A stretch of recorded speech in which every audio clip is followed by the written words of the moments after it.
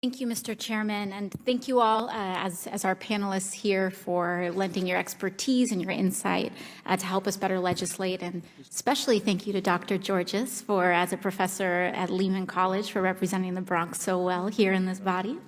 I have a question. I wanted to continue a little bit on my colleague from California's line of questioning about public investment in research and development.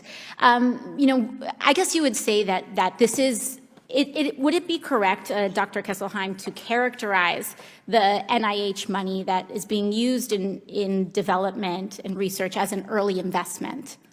Yes. So the public is acting as an early investor in the production of these drugs. Is the public receiving any sort of direct return on that investment from the highly profitable drugs that are developed from that research?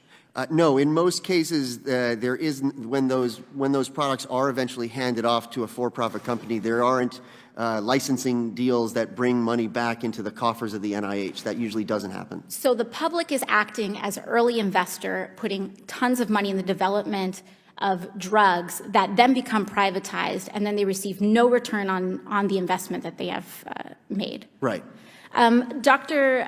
Anderson, I have a question. Since you study comparative insurance systems, are there models where the public does receive returns on investments in other insurance models across the world?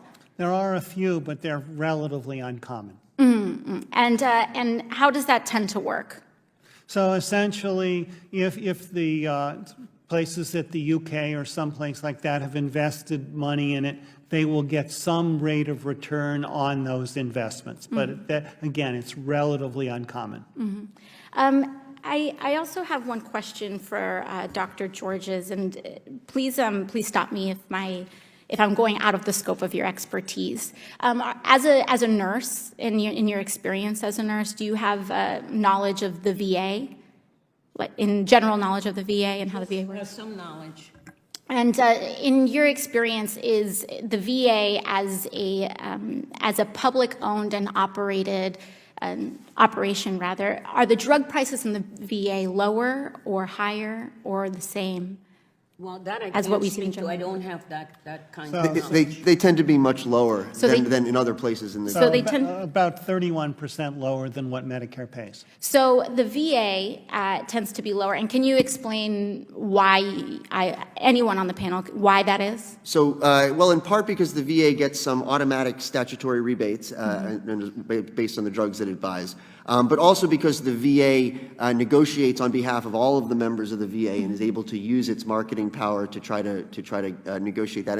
And also because it takes a very thoughtful approach to developing its formulary and can use inclusion on its formulary as another way of trying to negotiate a fair price for the product. So you would say, and am I correct in saying that the VA is using collective bargaining power in the market to lower the price of drugs as a counter to some of the for-profit or profit motive pressures, upward pressures on the cost of pharmaceuticals? Right.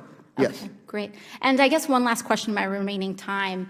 If you all could ask us, to act as members of Congress and do one thing, one action, what would that action be? So I think, for me, it's external reference prices. And that's something that President Trump has proposed in Medicare Part B, to pay 126% of what the other countries do. I'm not sure I would agree with the countries that he chose, but essentially to pay 123%. If right now in the Medicare Part D, which is most of the money, we pay about 3 to 4 times what other countries pay for the same drugs. I don't think we can bring it down to what they pay or 126% of it, but we could bring it down a lot. I tend to think external reference pricing is not a good idea, and I think that what we should do is actually get our own house in order and negotiate and try to evaluate the value and comparative and cost effectiveness of drugs better in the U.S. and try to determine what the right price is for U.S. patients rather than relying on what the prices are in other countries. But if I could say one thing that we could do, I think it would be to, again, try to develop a system where the government could try to identify what the fair price is for a drug and what a reasonable price is for the drug based on the value that the drug provides to patients, and then use that to negotiate with the pharmaceutical manufacturer to try to get a more effective price that we provide.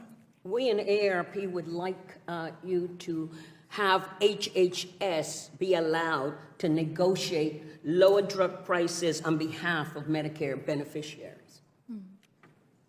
Thank you. Thank you all Thank you so very much. much. Mr. Thank you. Chair, Ms. I yield my Presley. time.